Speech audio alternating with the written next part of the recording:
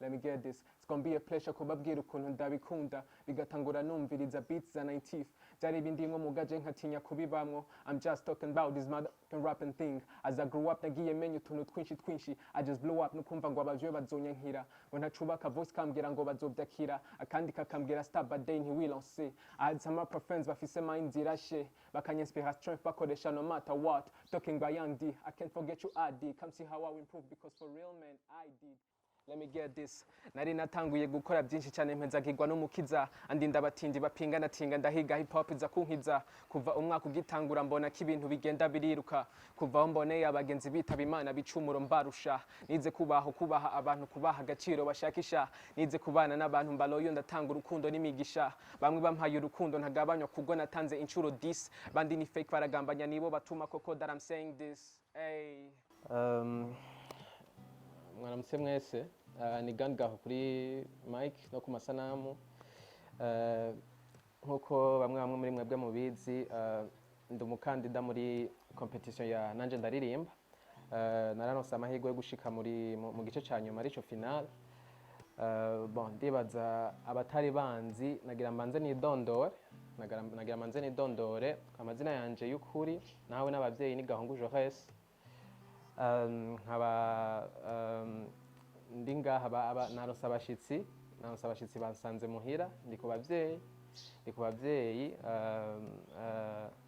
ndi umwana wa kane mu bana batandatu yego nivyo hama kuvyerekeye umuziki wa rap ndiko ndagerageza gukora n'umuziki natanguye kubikora ngira nko mu mwaka wa 2019 yego nkaba imbere yaho gato kugira ndabyinjiremo kugira binjemwo nari nsanzwe nkunda umuziki en general cyane umuziki wa rap narumviriza abaraperi benshi abarundi abanyamahanga bose narabumviriza byagiye biraza buhoro uko imyaka yagenda sanga ni ibintu nokora nanje yego ndatangura kwandika mu mwaka wa 2016 yego ndabona ko nobikora hama ndavuga ntireka nanje nigerageze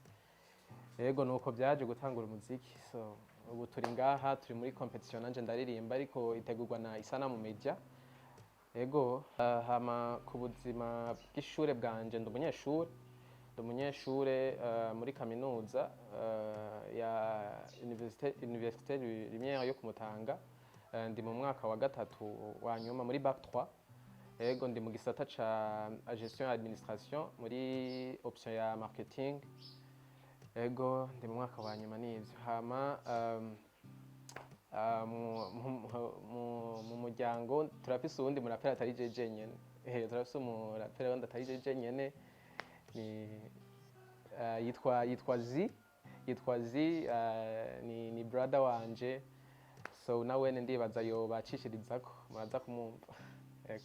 Hey, energy shima umukama ni GANGAHU yagarutse kuri drill. Let me get this. Iki ni igihe cacu hip hop is back to rishure rishasha we kill this programme ni kwatsa the city BJ turatoba kenshi yo BJ muririmbye nkabumvira piri y'imistari tuma mukanda na replay ni mpwemu turi movement izananye mpwemu youth because loyal and ni dream team ni muje kugatumba ni kwenu kuva kera twipfuza ko hip hop ijimbere mbega ni ndazo bikora muja flavor agaba if you got us then we gon' be alright. Ndisogo koko sindi loko good verse fisi soko nwikafo barya inkoko kuri Jimmy Giponyo ndipeti wa street nkora umuti agura umuzingi mbaho kuri maniga Kenya kuri drill ngenda siga never stop ninjiye town ndekure sound mudiho wa drill kuri map murakigukombaho trap niyo nisumamo ninjiye town yo it's your boy Z 257 ndi kumwe n'umuji wanje GANGAHU. Umuji wanje ari muri Isanamu Media muri competition so n'umuraperi mwiza murabizi namwe mwaramubonye muri demi final so mumushigikire mumurunde ko ayo majwi abaraperi na twebwe tujye kuyisanga. So thank you very much. Thank you. kuri byose isanamu media mubandanye mushigikira abaririmbyi b'abarundi jewe sinaje muri isanamu media muri competition nabimenye neba naje murumva ko ndi umuraperi edition ya kabiri ni gwawe Yeah. ngira ikibazo edition ya kabiri munyitege ku bintu byishwe. I just want to meet her.